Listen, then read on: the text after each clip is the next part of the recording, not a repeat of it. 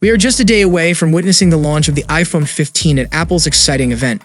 In this video, I would like to share some last-minute leaks and rumors to get you excited and ready for the event without spoiling it. Firstly, let's discuss the pricing aspect because it has been a topic of speculation for the few months. Many sources have suggested that we might witness a price hike for both the Pro Max models. Now there are reports suggesting that things might not be as initially thought. According to TrendForce, it seems that only the iPhone 15 Pro Max model will see a price hike this year, while the regular iPhone 15 Pro will stay at the price as its predecessor. The predicted starting price for the iPhone 15 Pro in the US is $999 like the iPhone 14 Pro. On the hand, the larger iPhone 15 Pro Max is expected to start at $1199 in the US, which is $100 more than its previous counterpart. So why would Apple decide to keep the iPhone 15 Pro's price tag unchanged? Well, TrendForce also mentions that both models will still come with a starting storage capacity of 128 gigabytes of increasing it to 256 gigabytes as previously rumored. This could be one of the reasons behind maintaining a price point this year despite expectations of costs due to upgraded components and storage options. Personally, I believe that it would be beneficial for the base storage option of the Pros to start at 256. This is especially important considering how the camera keeps improving each year, and the file size of photos continues to increase. Fortunately, there is some news in this regard. TrendForce also predicts that the RAM will be upgraded from 6 gigs to 8 gigs for both the Pro Max models. Gurman seems to share this sentiment, stating that this year's Pro models will feature a faster S17 chip, built on a new 3-nanometer process along with additional memory. Additionally, all new iPhones, including the base 15 model, will come equipped with a new 2 chip. This marks Apple's introduction of a wideband chip since the U1 in the iPhone 11 Pro back in 2019. So of course this will result in location capabilities. Speaking about Garmin, we also have some updates regarding their operations. According to a tweet by X, there is currently stock of Apple Watch Ultras, watch bands, leather cases, MagSafe wallets, iPhone 12 and 13 minis, and the Pro phones. The merchandise will be reset on the evening of September 12th, which is the day of the event. There will be a manager call scheduled after the event, which is quite unusual for event days. Additionally, there are plans to promote USB-C bricks as part of their strategy. Furthermore, Apple will focus more on in-store setup than in years as they are implementing software employee metrics to track this aspect better. So there are a few points to discuss here. Firstly, there are rumors that the 13 mini might be discontinued soon. I know it's a favorite among a group of people, including myself. So if you want one, you should grab it soon as possible before it disappears from Apple's website. Secondly, there seems to be low or no inventory of the Apple Watch Ultra, suggesting that we might see an Apple Watch Ultra 2 at this event.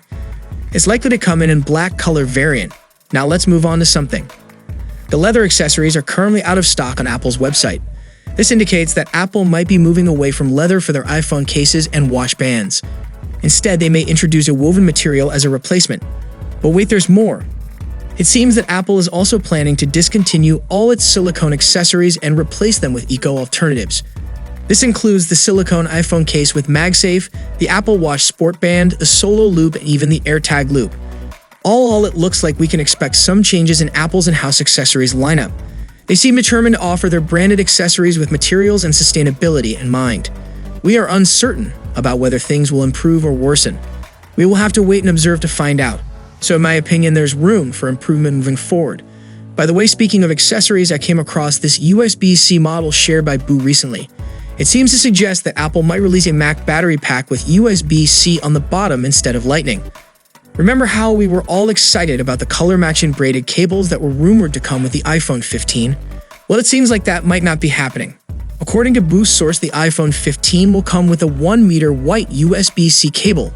Colored cables will still be available for purchase. These colored cables might look different from what we've seen on media. Now when it comes to the Pro models, Mark Gurman suggests that Apple is really emphasizing the Pro Max models this year as they usually do every year.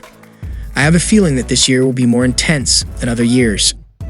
The iPhone 13 Pro Max seems appealing to customers because for the first time since the iPhone 12 in 2020, there's a noticeable difference between the Pro and Pro Max models. Apart from the display and battery size, there's an addition: the periscope lens. Well, this could result in a doubling effect. Specifically, the optical zoom capability of the 14 Pro or the 15 Pro. We're looking at an increase from 3x to 6x in terms of zoom, which would make quite a significant difference. This is especially true when it comes to enhancements and overall image quality. The upcoming iPhone, the iPhone 15 Pro and Pro Max models, is expected to boast a digital zoom capability of up to 30x. Apple will likely showcase this feature during their presentation. Speaking of the Pro Max, previous iterations have been known for their bulky design. However, with the switch to titanium material this year, we might witness a reduction in weight.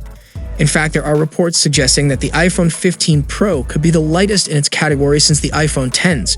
Government sources estimate around a 10% weight decrease by utilizing titanium, resulting in 185 grams for the 15 Pro and 216 grams for the Pro Max. Even if these figures are off, it's clear from comparing models that this upcoming lineup will be remarkably lightweight. Mac Rumors has even provided information regarding dimensions and weights for all models within the iPhone 15 series, including the version. While there may not be changes in size for models compared to their predecessors, it seems that the Pros will be slightly thicker, but not as wide or long. Moreover, they are expected to weigh less than before, as discussed earlier. By the way, I wanted to mention that the switch to titanium for the 15 Pro and Pro Max will greatly enhance their durability. Although the current stainless steel design is already quite sturdy, this upgrade to titanium will make it more resilient. Speaking specifically about the 15 Pro Max, it seems like this will be the highlight of Apple's event and its main selling point compared to models in the iPhone 15 lineup. Thanks to Mac Rumors, we have some information about the camera specifications. Both the iPhone 15 and 15 Plus will feature a camera with a 48-megapixel image sensor, while their ultra-wide cameras will have a 12-megapixel sensor. On the hand, the iPhone 15 Pro will sport a camera with a Sony IMX 803 image sensor of 48 megapixels and a telephoto lens with a resolution of 12.7 megapixels. The ultra-wide camera on this model will have a resolution of 13.4 megapixels. As for the 15 Pro Max, it shares camera specifications with the 15 Pro in terms of its camera, but maintains consistent megapixels and aperture for its telephoto lens. However, the upcoming device will include a periscope lens allowing for a 6x zoom or 30x digital zoom. Additionally, the ultra-wide camera appears to be similar to that of the 15 model. The key distinction lies in the telephoto capabilities, particularly regarding zoom functionality.